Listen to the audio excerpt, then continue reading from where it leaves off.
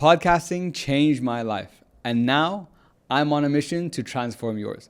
This is my story of how a simple passion for podcasting allowed me to build a six-figure podcasting agency where we establish companies and brands as thought leaders through the power of podcasts. But before I show you exactly how we help businesses, the frameworks we use, and the results that we've had, we need to go back to where it all started. So I was born in the UK back in 1990. Now, my parents at the time had just fled from Kuwait because of the Gulf War. And my grandmother from my mother's side was living in the UK, which is why they fled to the UK. Now, the early years of my childhood were very interesting. You know, they say the first 7 years of your life really set the tone. So I guess in my situation, maybe not necessarily the case. And you're going to see why. So when I was a kid, first thing was when I went to kindergarten in the UK, I couldn't even speak English. I only spoke Arabic, which right now, if people heard that, they would not believe me. And I don't remember if I had a struggle picking up the English language or so on. Like at the end of the day, I was a kid, so I don't have memories of that. But anyway, clearly we're here, so it worked out. And then I went to another school after that. And at that school, you had to wear like suits and like a tie at such a young age. And, you know, if you know me now, that's not really my vibe. But anyway, so while I was there, the teachers told my parents that I had a gift for mathematics, apparently. It's hilarious how things turn out. And so from a young age, I got a lot of praise. You know, I was made to feel like, oh, I have something different, special. And you would think that that motivation or that positive reinforcement would carry throughout the rest of my life, but things don't always work out that way. So when we moved to Dubai, I was about 5 years old, give or take. And I went straight into the last semester of kindergarten and then went on to first grade and so on. Now, the school I was in at the time was the school to be at. You know, everyone was going there. It was a class of 40 students, like a massive, massive school, but it was really, really academically heavy. Now, so I was in that school from from kindergarten until grade 7, until 7th grade. And during that time in that school, I was doing well. I had amazing friends who are still my friends to this day. You know, they say misery loves company, so we all went through that together. I remember from the 5th grade onwards, we had 3 to 5 exams every single week, besides your final exams at the end of every semester and then at the end of the year. So that school was all about study, study, study, study, study. No personal growth, no soft skills, no nothing. Sit down, read the book, pass the test, move on. So I was there for my early years of schooling. And then in about 7th grade, I switched.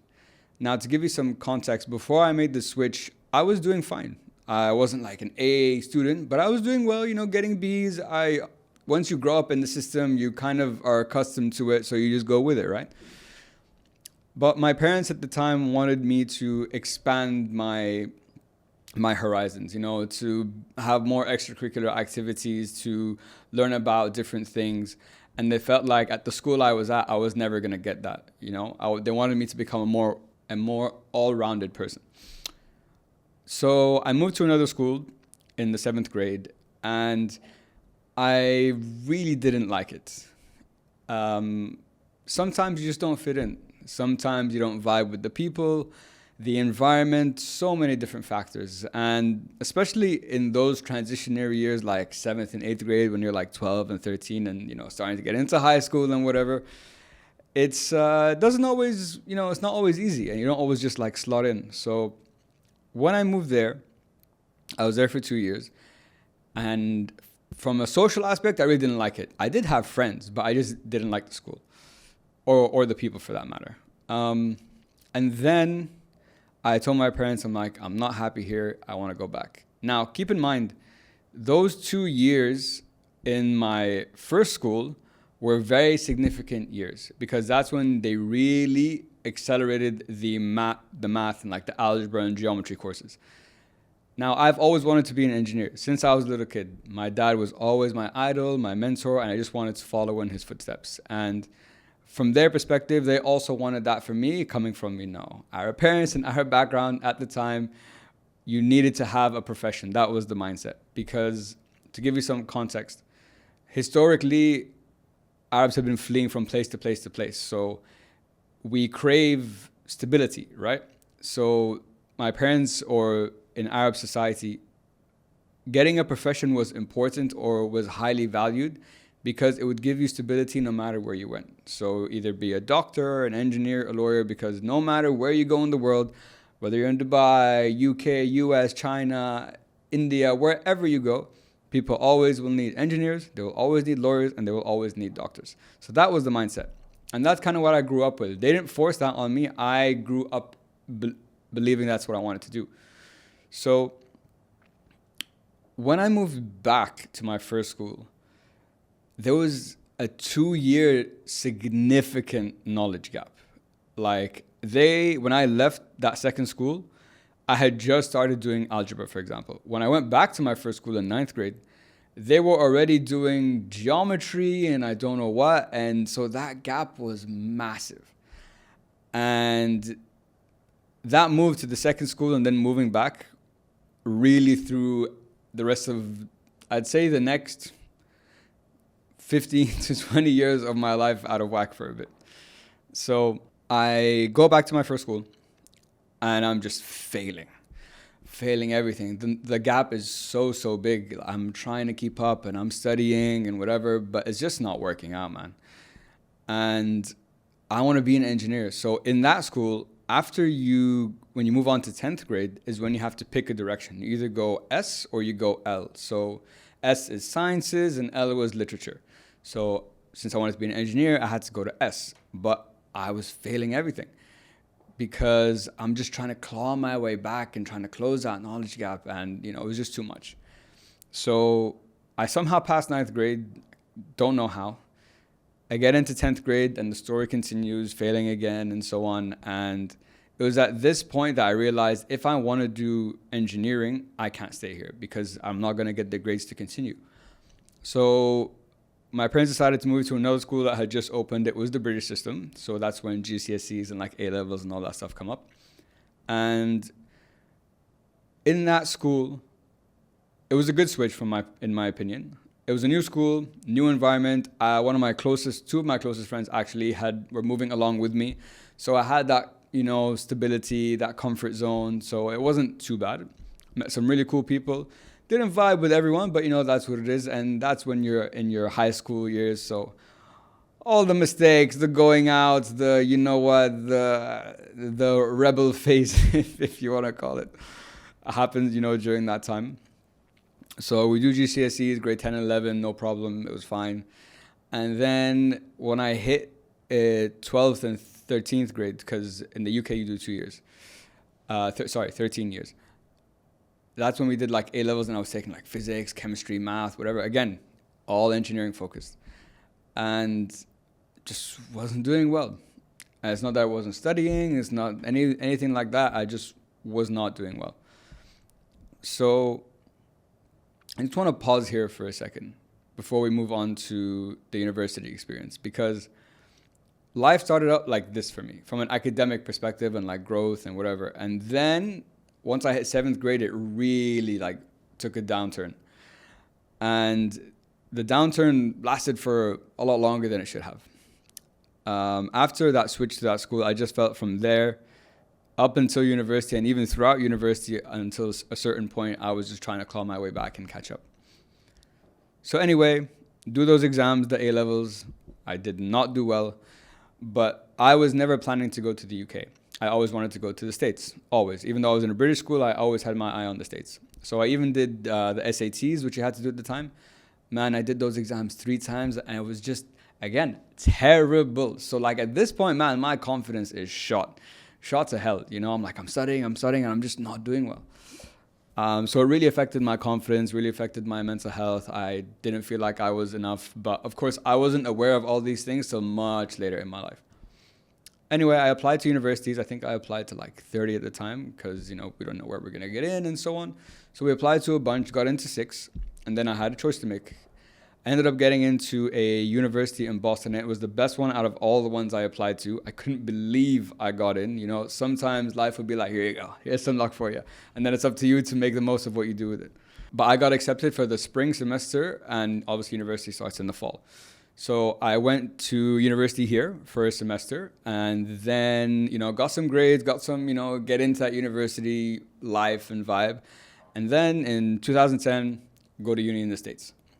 Now, I remember when I got there, we had like our orientation day, and they had given me a lot because they didn't have like a great conversion or something, or the conversion, there must have been a mistake somewhere, because they gave me a bunch of credits for my grades, or like what I did in the UK.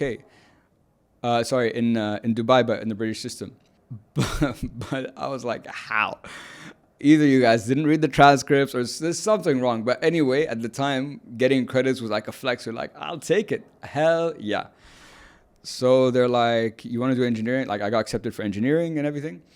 And I was sitting in the admissions office, and they were asking me, have you done this kind of math? And I'm like, yeah, that sounds like what I did. And then they're like, have you done calculus 2? And I'm like, could you explain like what it is? He like drew a graph, and he's like, what is this? I told him, he's like, great. So you ready for calculus 3? And I'm like, sick, fantastic. Big mistake.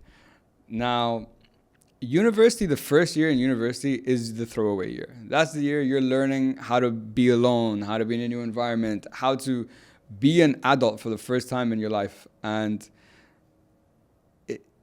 unfortunately, growing up in Dubai, it is kind of a bubble. It's the best place ever to grow up. It's amazing, but it's super, super safe. So you don't get exposed, I would say, to, in quotation marks, like the real world. And when I got to the States, that's the first time I was really exposed to like the real world, and, being in a different place and seeing how life is in other places, and realizing how lucky and privileged I was to grow up here. But obviously that comes now with a cost, because I don't have that real world experience. So it was a very tough year.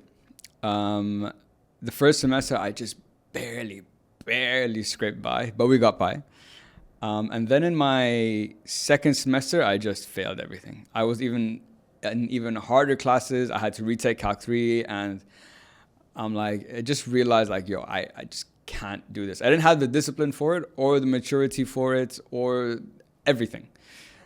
So the year ends in 2010. And I wanted to stay in the States, but you had to like try to convert, to move to another degree within the university was very, very difficult and challenging. So I decided, I'm like, you know what, let's come back to Dubai and let's restart. So when I came back to Dubai, I wanted to go back to the university I was in here, and they are like, we can't take you just like this. Your grades you failed everything, so we can't just accept you back. So they're like, if you want to come back here, what you need to do is go to another university here, go for a semester, get your grades up, and then apply and like try to transfer back in. So I'm like, all right. So I went to another university and went for a semester.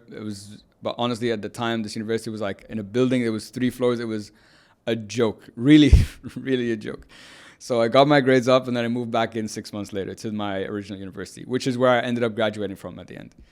And when I went back for engineering again, but this time I was in calculus 1. So I'm like, okay, sick. Let's start from the beginning, start from basics, and build ourselves back up, no problem. And I did it for like a semester and a half. And again, I was just not doing well, man. And I just realized, I'm like, dude, I don't care. I just don't care about engineering, man. Really, I have no passion for it. And I realize now in hindsight, when you do a profession, and the advice I give to people is, if you don't love it, don't do it. Not because you don't have the ability for it, but you won't have the discipline to put in the work it needs to be successful at it. So if you don't have that passion, go do something else. Obviously, like I said earlier, my entire life I was planning to be an engineer, and my parents wanted me to be an engineer and so on. But after so long, now we're 2.5 years into my uni career, and I haven't moved forward, just barely. My dad's like, you know what, dude, I don't care anymore. Pick a degree and just graduate. So I ended up changing into finance. I like numbers, so it was like a natural, transition. And I loved it. That's when I really things started to like pick up again. I started doing much better. It taught me about how the world works, how business works, and so on. And then I ended up doing a double major as well in economics. So although uni took me 6 years, I ended up graduating with a double major. Now, at that point, before I made the switch to finance, I was considering dropping out. I had had failure after failure after failure from like 10th grade, and now we're all the way into my almost third year of university, and I was just riddled with failure and failure and failure. And it was so disheartening. And seeing my friends graduate and move ahead of me and start working and their lives are going forward, it was a really tough experience. University was a very hard experience for me. But I graduated. It was the best feeling ever. It was such an accomplishment because of how difficult it was, because I wanted to drop out. But it really gave me some confidence. It was a big accomplishment for me on a personal level. So I graduate now, and I'm like, all right, let's go look for some work. Now I studied finance and economics, so now I'm looking into finance and economics jobs. And I remember my friends at the time when I was applying to finance jobs, they all told me that, like, Khalid, finance is not for you. You don't have the type of personality that you're just going to sit behind a desk on Excel all day. Like, it's not you. You won't like it, and you just don't do it.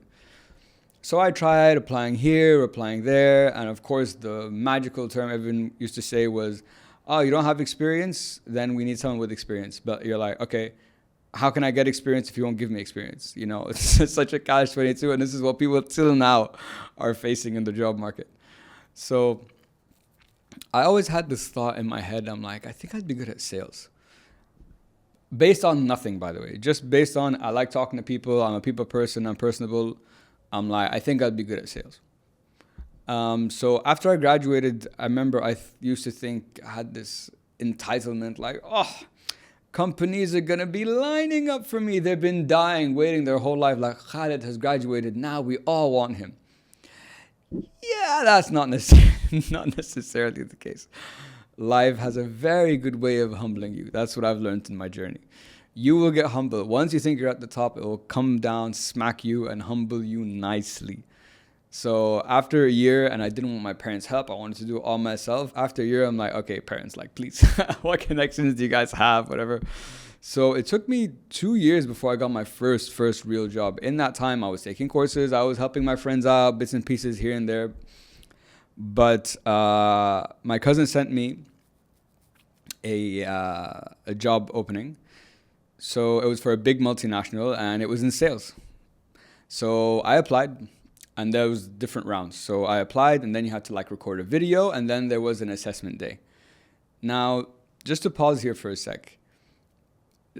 There's a belief that was ingrained in me from when I was very young that I'm not enough. And that carried me through. If you reflect back now, listening to my story, I started great, but then from that switch in school till I graduated university, it was more down than up.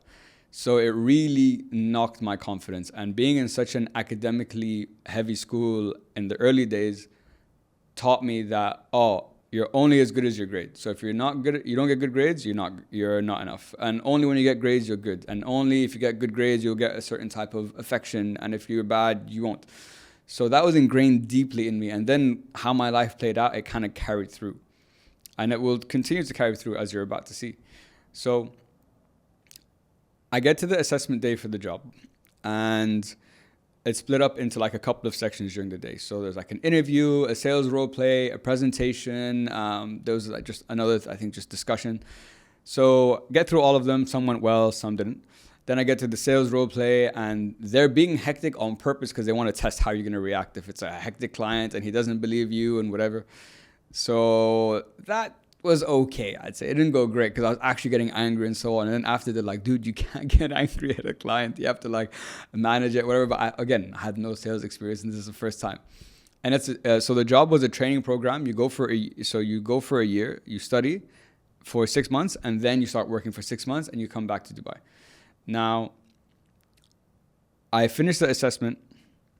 I go home. They call me the next day, and they're like, Khalid, it's between you and one other guy. So just to get to the assessment day, by the way, I think there was only 2 spots for, I think, maybe 1,000, 2,000 applicants. So now it's down to me and this one other guy. So they're like, we couldn't decide between either one of you. So we need you both to come back for one more sales role play, and then we'll make our final decision. So we go back, and I do the role play again, and it's just me, and sitting around like 8 people. There's like my manager, who the person who's going to be my manager. There's like the heads of the department, you know, the previous interviewers, whatever. Everyone's just throwing questions at you, and just, it was intense. But we got through it, and we managed to secure the job. I got the job. Pause. At the beginning of the assessment, on that day at orientation, they were talking about, because the job was for Dubai. So they're like, yeah, you know, and welcome here. Excited to have you guys. Hopefully some of you will be going to Amsterdam in very soon. And I'm like, whoa. Like, what are you talking about Amsterdam? Like, this is a job for Dubai. They're like, yeah, but you go to Amsterdam for a year, you train, and then you come back and continue working here. And I was like, what? You're telling me I can go live in Amsterdam for a year? If you didn't need a bigger carrot to dangle in front of me at that time, that would have been it. So I was like, I have to have this job. And I also, at the time, really wanted to get out of Dubai because I felt very stagnant in my life. I felt like everyone had just surpassed me and life had gone ahead of me. So I wanted to change. And I've always wanted to live abroad for a certain period of time. So anyways, we get the job, and now we're going to transition into my time in Amsterdam. Amsterdam was like, I grew up in Dubai, like I said, in like this bubble, and life was just like waiting, and it's just like, let this guy leave and we're gonna show him we got some special stuff coming up for him.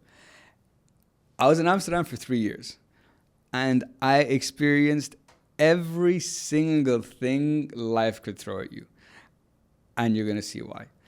So my first job at that multinational, so it's, like I said, training program, then you work.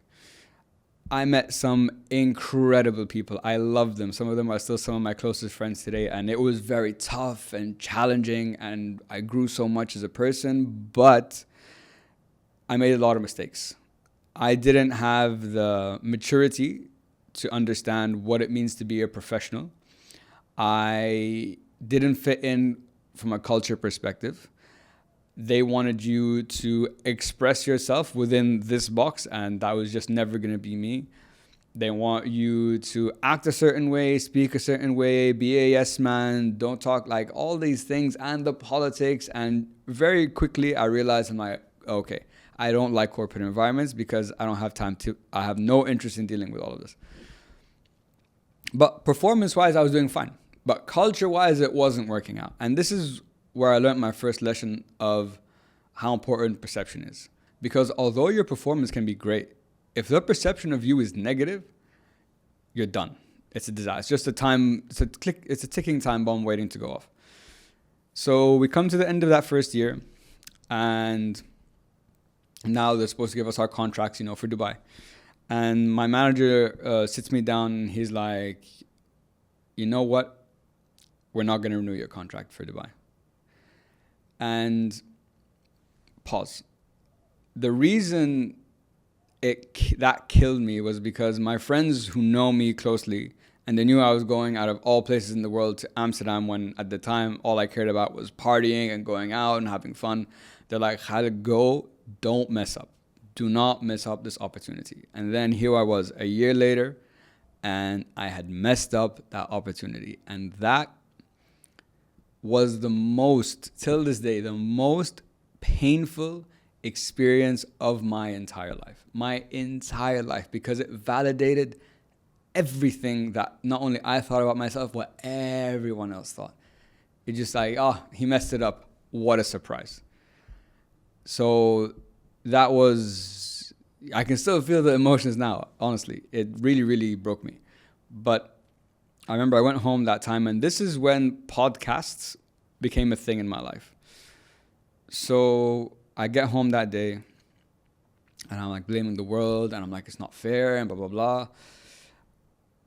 And my cousin, we were just, texting each other. He sends me a video. He's like, check out this guy. I think it'll resonate with you. I'm like, okay. So I put it on, It was a podcast, and it felt like this guy was talking directly to me. It was a very surreal experience. It's like the universe told my cousin, this guy needs this message right now. And he was saying in a much more aggressive way than I'm saying right now. Like, it's your fault. Stop blaming the world for your mistakes. You're here because you did something wrong, and so on and so on. And basically he was saying, you need to take accountability for what you've done and your actions. And I would honestly say up until that point in my life, I probably didn't. I probably never took full accountability for my life and my actions. It was always easy to blame someone else, blame the situation. But this was the first time I'm like, you know what? I can't keep living my life like this. I want to change. I will start taking accountability. I got up after putting my head down. My head down was like this for 5 minutes, just thinking and reflecting. And I'm like, yeah, I'm done. I'm done feeling like this. I'm done having this perception. I'm done with all of this.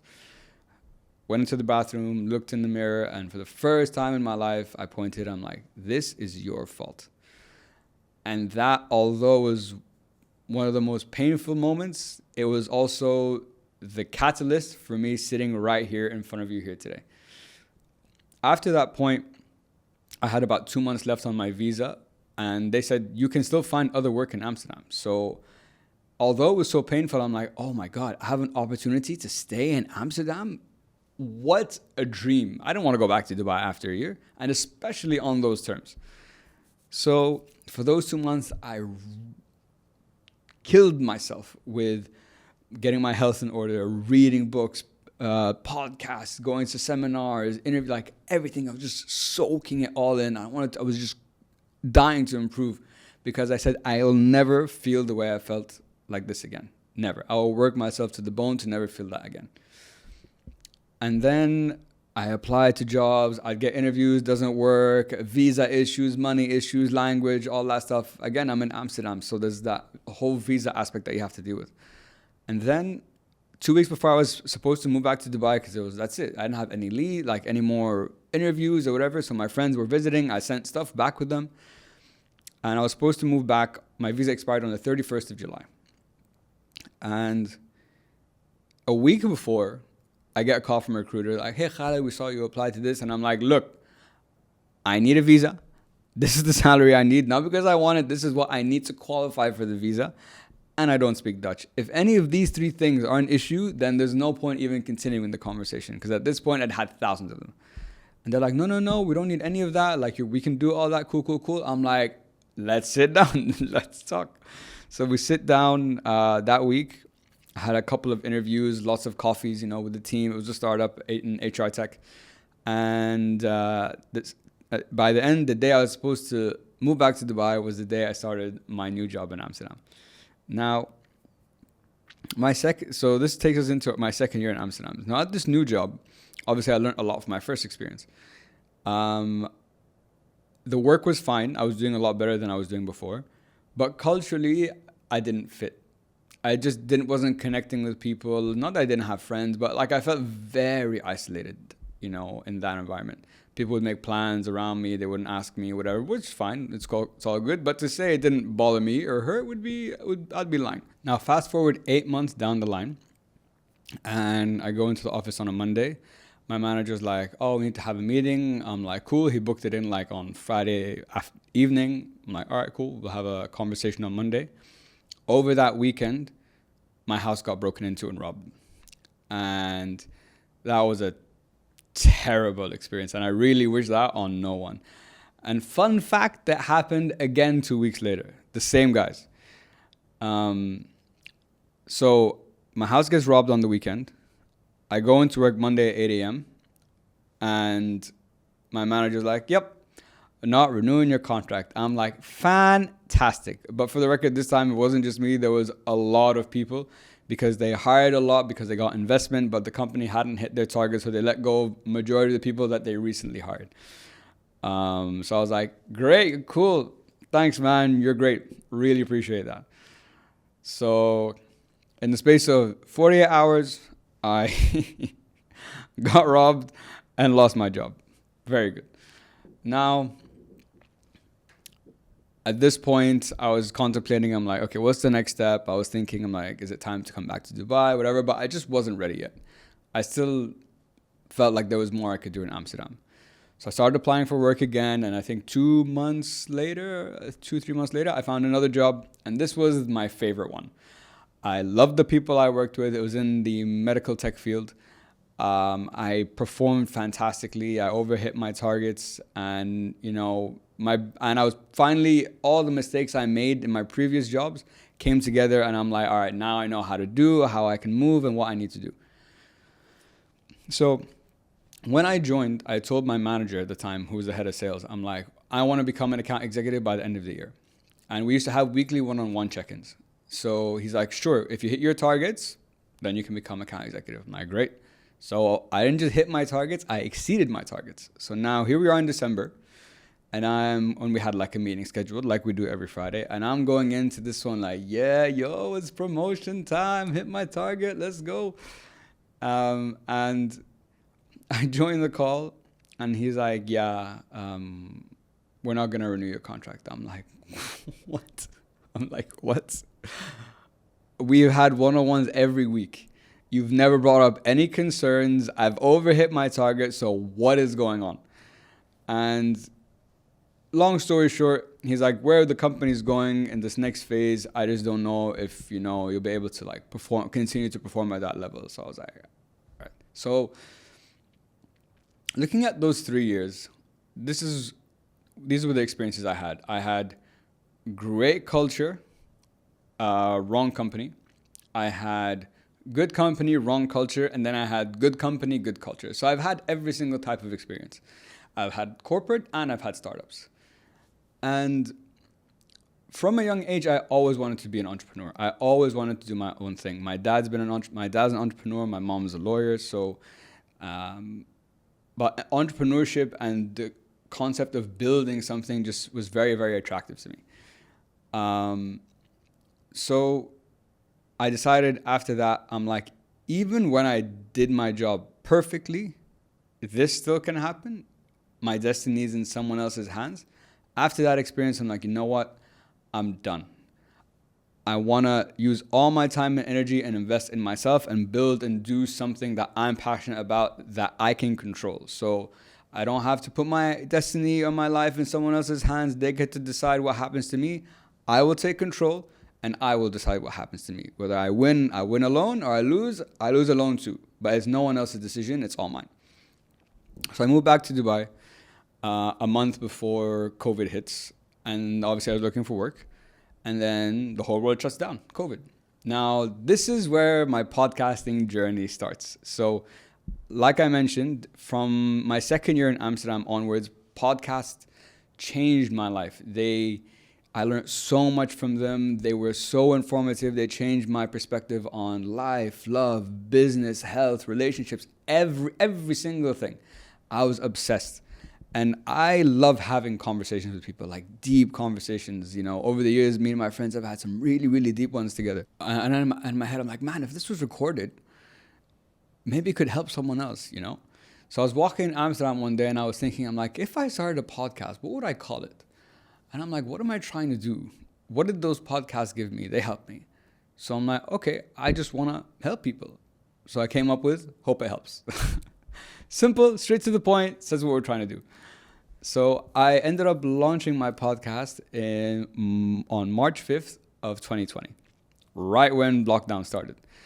And at the beginning, I was just doing it with my friends, people I knew, close, whatever. And there were podcasts at the time, but not many. It was still very new to the region. Now there's millions, but back then in 2020, there was still quite new. So I started then, and so I started in my bedroom. I'd have guests come over, and like we're just sitting on my little small desk, 2 chairs. At the first 25 episodes, there was no video, and audio quality was fine, but the conversations and whatever, somehow people still came. But when I look back and listen to it now, I like cringe. I can't listen to them. Looking back now, those experiences were so important to me, especially in those early days, because I needed to learn about how to be a host, how to edit, how to produce, how to do all these things. So I've now been doing it. Fast forward to today, I've been doing my podcast now for 5 years, and I produced for myself alone over 130 episodes. So, and now you see it, we're in like my studio. So we went from the bedroom, now we have our own studio and we're performing. And during that time over the years, I also, just to pause here for a second before I get to the business side.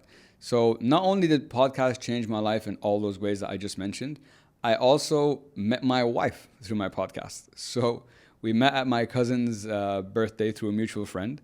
A week later, she had a podcast at the time. She was one of the earlier ones, actually. So she's more of an OG than I am. And I had heard about her podcast. So when I met her and I was like, oh, you're the one with the podcast. Okay, cool. And it was like 3 months into me having mine. So a week later, I invited her onto my show, and her podcast was all about dating. So it was like a first date that wasn't the first date. It's like, what do you like? What do I like? What are you looking for? What am I looking for? So that conversation is etched in history, and now we both look back and we cringe. And during that time, the podcast was building. I was consistent. So the first year I did 52 episodes in a row, which was insane. And then over the next few years, it was more on and off because I was never happy with the production. I was not good at the distribution aspect. I thought, consistency is crucial. But I thought, if I'm just consistent, post once a week, that'll be enough. But it's not. Podcasting is a mix of a couple of different things. And the consistency in recording is just one part of the equation. The marketing and distribution and branding and packaging is the whole other side. And both are equally as important as each other. Now, during that time, so about 1.5 years ago, 2 years ago, people started reaching out asking me, hey Khaled, we know you've been doing podcasting for a while. We're looking to set up our own. Could you help us? And I'm like, sure, yeah. So I was just doing it for free at the time, just helping people here and helping people there. But then people started asking me from outside the closer circles. And that's when my wife told me, she's like, Khaled, maybe you got something here. You should start, charging for this. This could be something. And I was like, yeah, sure. If the next one comes along that's not very close, I'll charge. And then like a month or two later, another one came, and that became my first client. We launched her real estate podcast at the time. And then my university that I went to here, like 6 months later, was looking for a podcast. And I knew someone who was working at the university, and they knew I did podcasts, so they connected us. And then we had a meeting, and I showed them what I had the vision for the podcast and so on. And they became my first big client, massive client, big brand name. And we're still together 3 years later. And I'm the host of that show. So that's a very special one, close to my heart as an alumni.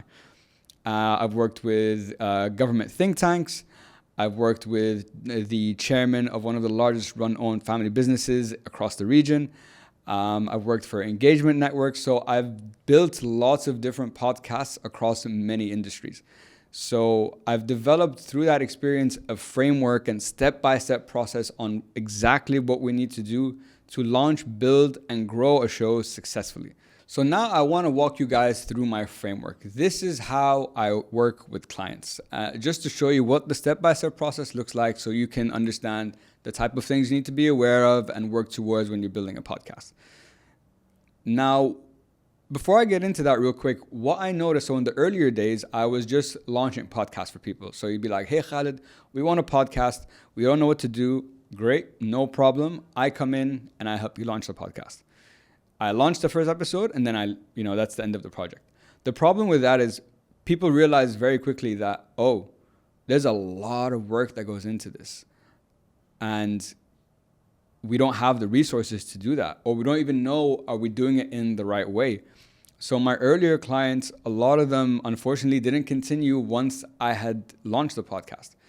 And there's a statistic that 44% of podcasts stop after episode 3 and 80% stop after 10 episodes. And right now, globally, there's 70 million podcasts in 2025. So it just shows you that if you can get past even just the 20 mark, you're already in the top 20 percentile globally. Now, before I tell you about the framework, the question we need to ask is, why has podcasting become so popular? Why does everyone want a podcast? Why do businesses want podcasts? Why do celebrities want podcasts? The reason is podcasting has become the number one resource for information, thought leadership, engagement, and getting global exposure and building your network. So brands and companies and people are starting to see the opportunities now that come with podcasts. They're endless. Podcasting allows you to grow your brand. You can create a podcast that's relevant to your brand and add a whole new dimension and target a brand new audience. It helps you build thought leadership. So to demonstrate that you are the experts in this field and you're a voice of authority that should be trusted, which also comes back to amplifying your brand. It allows you to access audiences that are not just local, but global. Just for some context, with my podcast, my two largest markets are the UAE in terms of listenership, and then the US. And then it was like, I think the UK after. And I'm in Dubai. So it just shows you how wide the net can be cast and how much of an audience you can capture. Also, what podcasts can do for you is they can become an incredibly powerful revenue tool for your business. Think of sponsorships, think of brand partnerships. Let's say, for example, there's someone, you have a dream client that you want to get. Okay. But you want to reach out to them, but you want to come across as not too salesy and whatever. Well, podcasting is a great non-evasive way to start building that relationship. Why? Let's say you're my dream client.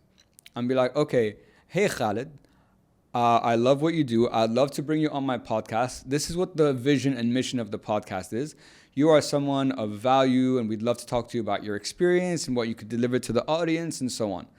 So just think of how that client is going to feel on the other side, that you're seeing them as a person of value, that you appreciate them, that you're offering them a platform to speak to a brand new audience, which can also deliver revenue and value to their business. So you bring them on the podcast, and if you have a great time, you've now developed a very strong connection with that person. And that one guest could open up so many doors for you. And what better way to start a business conversation than having a personal conversation or a connective conversation to start? So those are kind of the main reasons why everyone's looking at podcasts these days. Now, moving on to the framework, this is exactly what I do with clients. So I told you what the problem was when I was just launching. So I've developed a complete package, an A to Z solution. So I not only launch your podcast, but I produce it and I create the content for you to promote it. So we first start with the launch, and the launch phase is broken up into 5 key steps. So number 1, most importantly, is the strategy. In this phase, we're going to be talking about what's the mission of the podcast, who are the type of guests we're going to be targeting, where are they, when will we be posting, what's our messaging, what's the branding going to look like, laying the foundation for what the podcast is going to be. Then we move on to the content and planning. So we create the content calendar. We identify these are the types of content that we want. These are the captions. This is where they're going to go. This is at what time on what day. And this is the content engine that we're going to keep running. So from every podcast episode, this is something people don't think about. It's an ultimate content engine for you because you can be busting out so much content consistently.